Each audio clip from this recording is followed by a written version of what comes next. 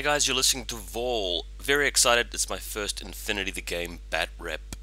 This is going to be YuJing against Nomads, specifically the Corregidor sectorial, and playing against my friend Rob in this game, who's done an amazing job collecting this city terrain. As you can see, just going to scroll through a few of the images associated with it. He's pretty much scratch built everything, so I love it with the signs and everything. It's all actually more practical than it looks, because all you do is lift up one of the top stories of the building and it just pulls out and you can actually see the group in there.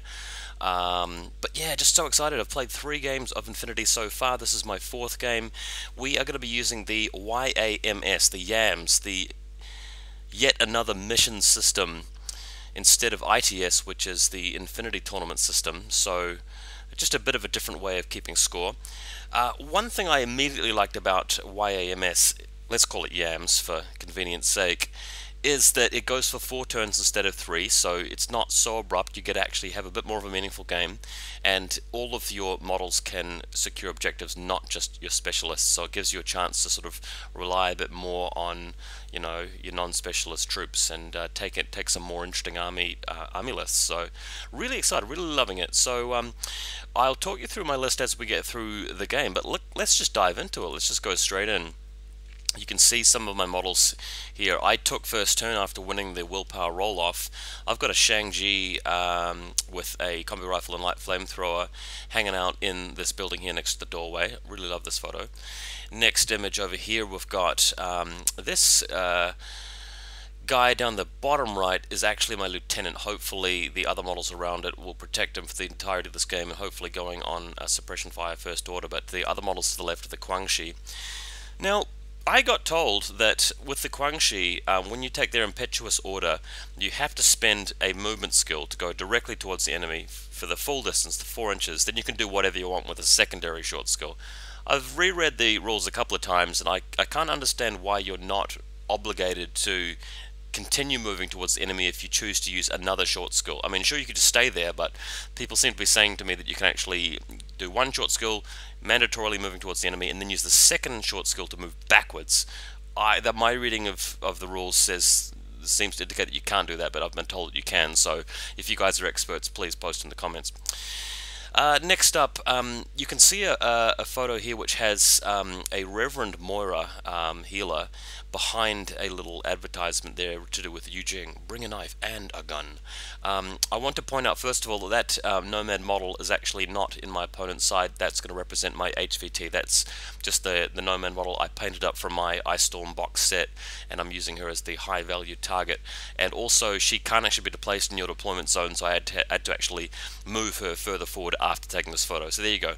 Bottom left we've got another Guangxi and the Guangxi Celestial Guard control device, and that little bot in the middle of the photo is my my sensor bot. Next image will show you a bit of a clearer view of him. He looks like he's just hanging up, you know, outside of the bar or the brothel or the, you know, whatever you call this thing. I can't actually read the characters, of course, because I don't speak that language, but it looks really fun. Just the whole setting of this, and that's one thing I'm really loving about this game. It's just the atmosphere. You know, you've actually got a 3D environment. It's not just like, oh, there's one fence in the middle of the game table that does nothing, or there's, you know, a forest which you can see directly through if you play, say, 40k or something like that. This game, it's very tactile, and it's very beautiful. I'm really loving it. Next image, you can sort of see an interaction here with a very blurry photo, but I've got a Yan Huo. Not sure I'm going to be pronouncing that during this game on the left here. Bear in mind I'm taking first turn. He has got a Moran with the 2 crazy koalas, and you can see one of them at the in the middle of the photo, just hugging that building, and the other one is in the house to the right, the bottom right there. But he's using a Reverend Moira to represent his Moran, so it's a proxy, and he's made these cute little spiders to be pandas, so he's basically called them crazy spiders instead, but they do the same thing. Next image, a bit of an overview of that side of the battlefield. You'll notice that there is a Jaguar troop at the top right there. There's a advertisement on the top floor of the building that he's on, which is sort of obscuring us seeing the next model next to him, which is a camo marker. The green model at the top left is a Mobile Brigada, which happens to be in suppression fire at the time I took this photo.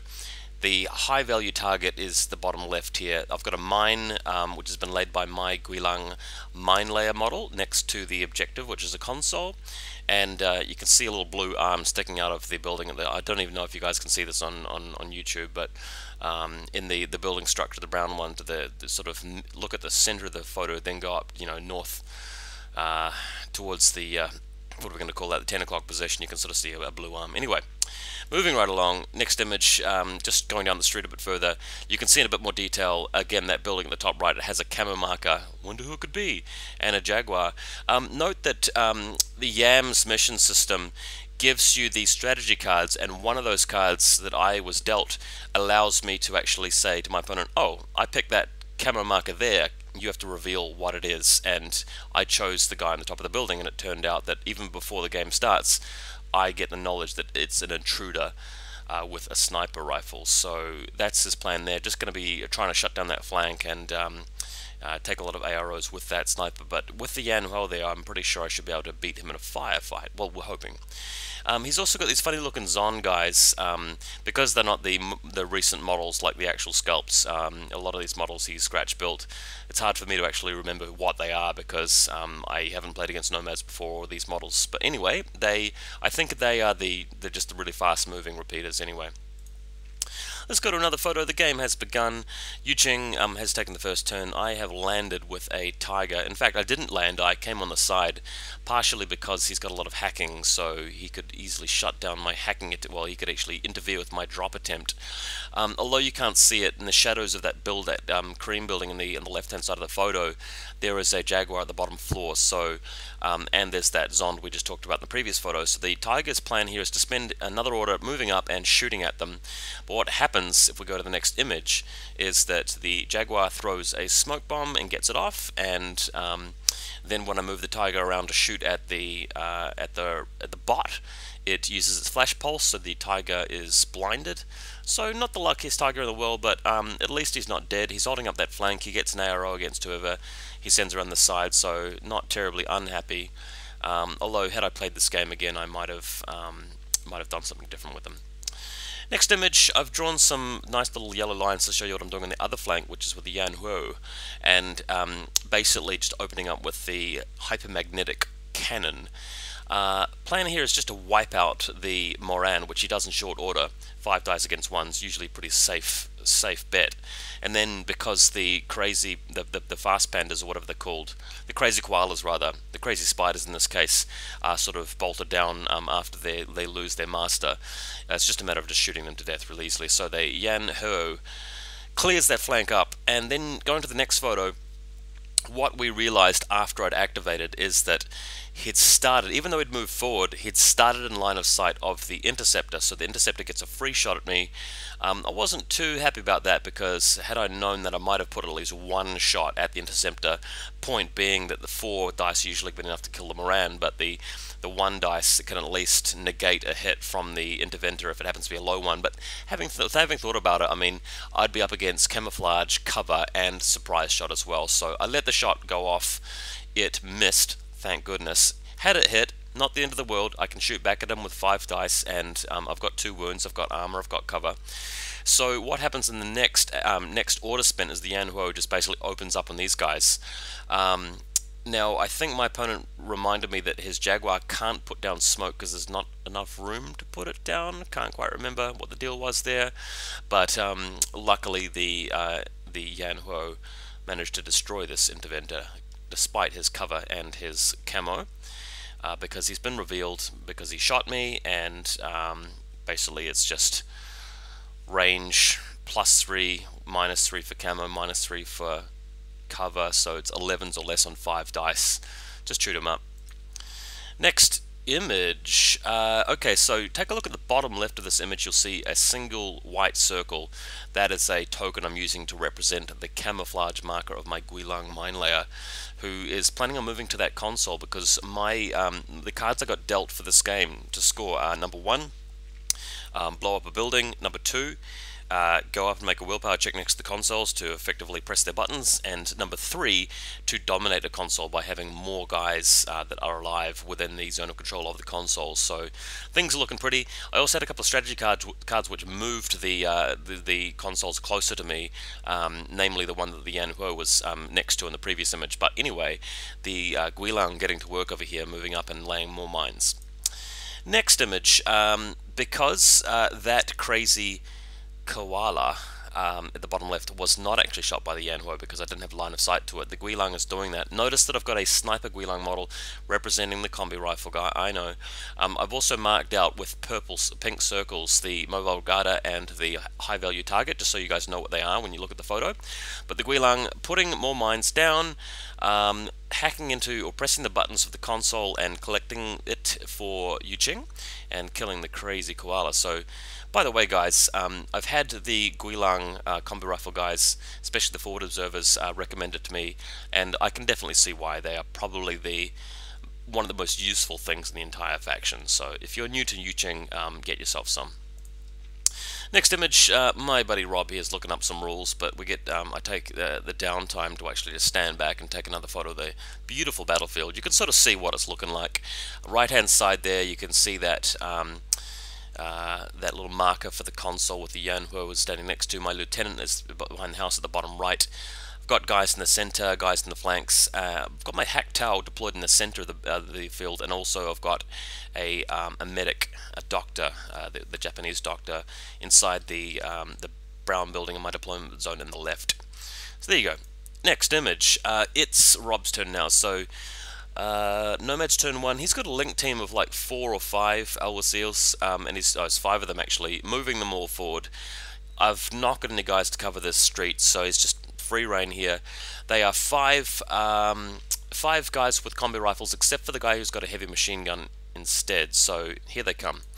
Next image, just still rolling along the street, so we'll just keep flipping through the images. There's another one, just going straight through the houses. I don't really have any AROs set up here, except for the Tiger, which remember is on the left flank, but the HMG guy just moves around and kills him pretty easily.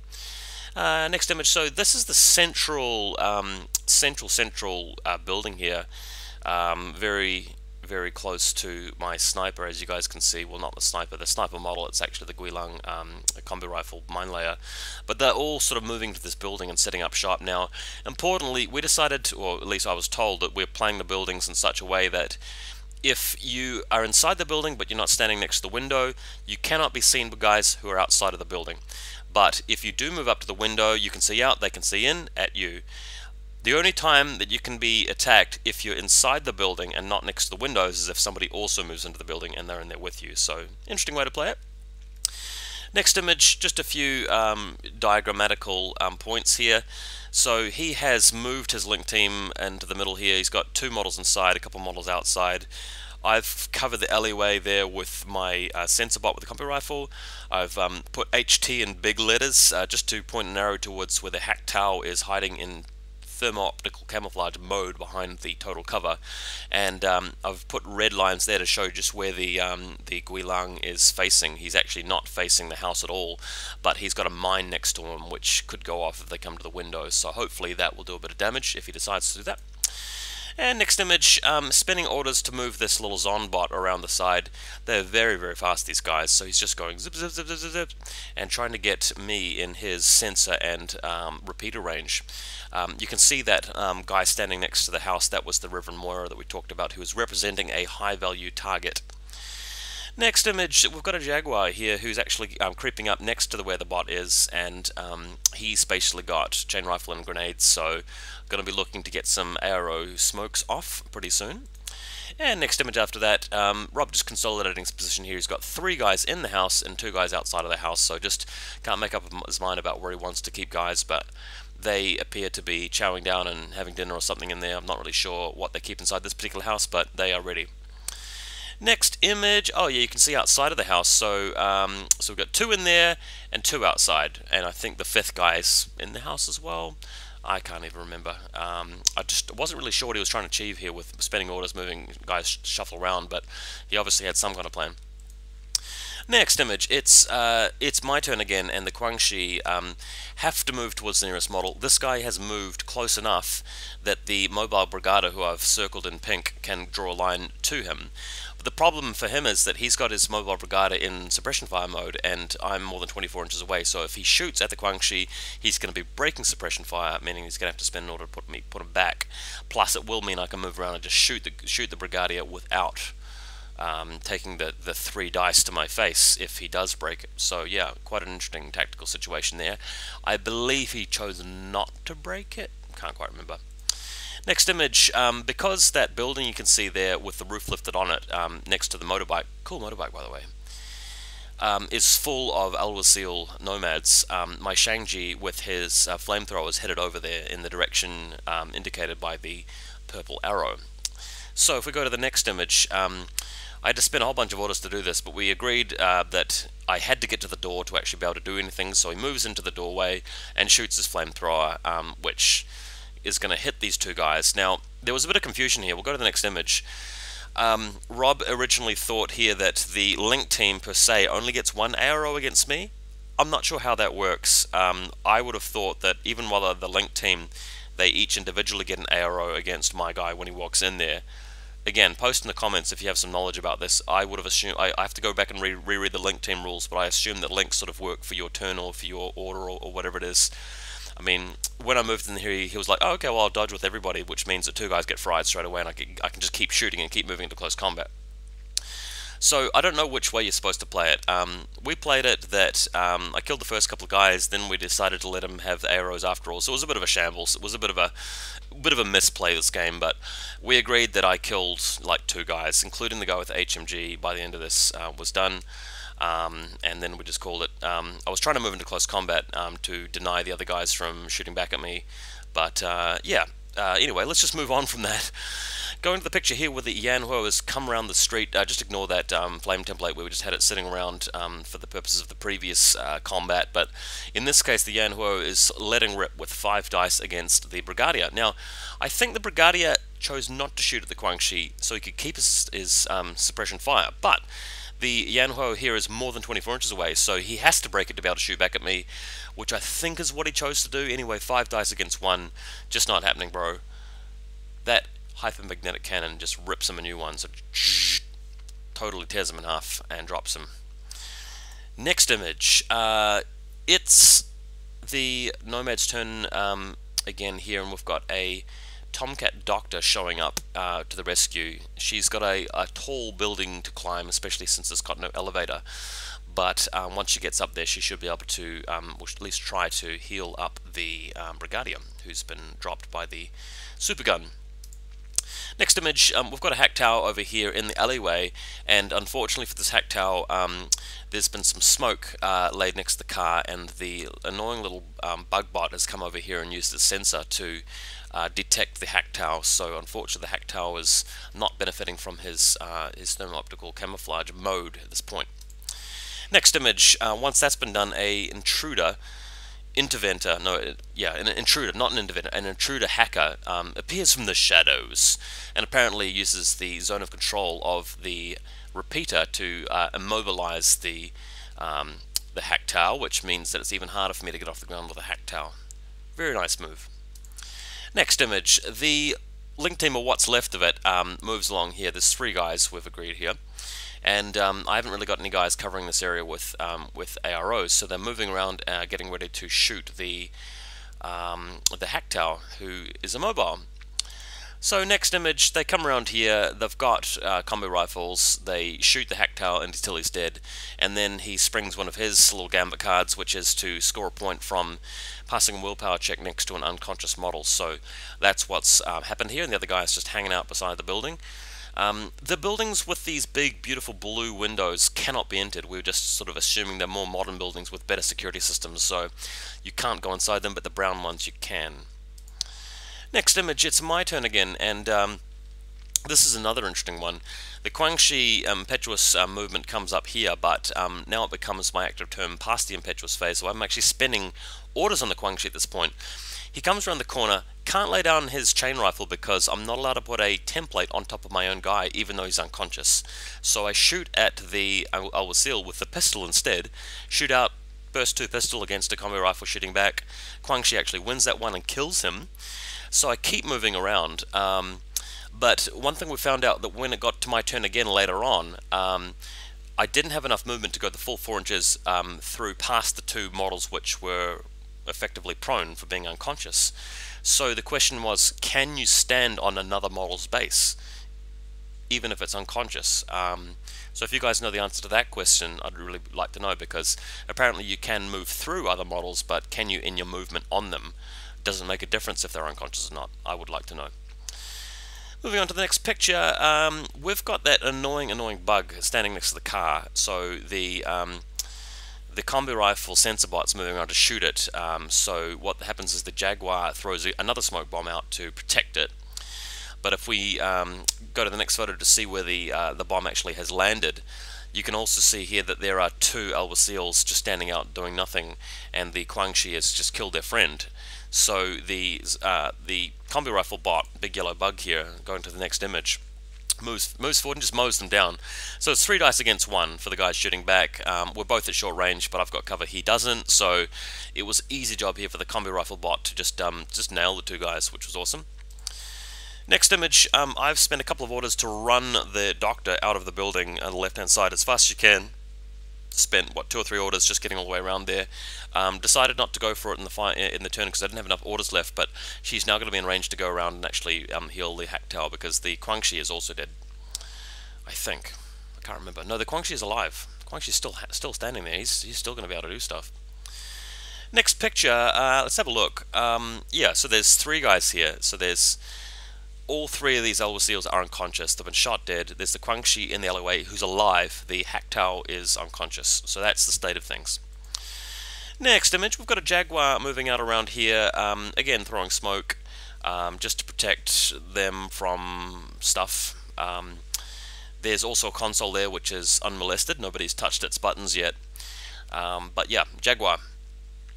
Next image, we've got the Tomcat, I think it's called a Tomcat anyway, spinning a million orders to come all the way up to the top of the tower. Then she has to basically crawl prone across to the balcony and heal her friend, the Brigadier. And the reason she has to crawl is there's still an HMC trained on the top of the building, and it's going to get an ARO if she walks out there, so there you go. But she does it successfully and heals them back up. Next image, yeah, so again, YuJing turn, Guangxi moves around, gets an ARO to the face by the dude, the Jaguar standing up there. I think he had a combi rifle? Can't quite remember. No, it's a flash pulse from the Jaguar, so the Guangxi is blinded and just moves back again. Easy. Next photo, so what happens here is the Guangxi, who was in the alleyway, moves over the hack tower, out the other side, and shoots his chain rifle. The Jaguar just dodges. What happens here is I spent about 3 orders just continuing to move the Guangxi over there until he gets into combat, because the other guy just dodged his chain rifle every single time and didn't want to shoot back at me with his chain rifle because he wanted to try and survive this. But little did he remember that as soon as the Guangxi gets into close combat and attacks, the Jaguar is going to love it, you know, attacking back martial arts level 2 or whatever it is with, you know, awesome close combat stat. But as soon as he kills the Guangxi, it's going to blow up. So, you know, joke's on him. Next image, just showing you the final position there. I decided to just leave the Guangxi there and stop spending orders on him, because once it becomes the Nomad's turn, the Jaguar can't really just get out of close combat except by dodging. Gives me a free close combat attack, but if he attacks me, I'm attacking him back. I've got Dogged and I've got Explosion level 1, so really good situation for the Guangxi to be in. Next image, I've moved around here with the Doctor and successfully healing the hack tower. Now, I had recently learned that to use the Doctor skill, you just got to be base to base and you make a willpower check. To use a medikit, you can shoot a gun, you know, 16 inches away, however far, and the other guy has to make a willpower check with a negative mod. And one reason that was tripping me up is that the Doctor also has a medikit, so she can do either or, but it's always better to go base to base and use your Doctor skill, of course. Next image, the hack tower is moving around here, and me learning still, realizing that, okay, every time you move into the zone of control of a repeater, all the enemy hackers can just have a go at you, which is what happened here. So, yeah, gotcha going off, immobilizing me after taking my second short skill. I shrugged off the first one and reset, but eventually moving into close combat with the Zond, I think it's called, and yeah, taking a wound. He's on one wound because he's only healed one. But anyway, just couldn't get anything done here because the hacker kept shutting me down. So yeah, wasn't much fun. Next image, you can see the Mobile Brigada, nicely painted up here, and he's fully healed up, ready to shoot at the Yanhuo again. And the next image, the Jaguar having a bit of a knife fight with the Guangxi, winning easily, but then the Guangxi blowing up. So yeah, takes them both out. Happy with that. It prevents him from, moving that guy around to score with, or whatever he was trying to do with him. And next image, the Mobile Brigada having a shootout with the Yanhuo.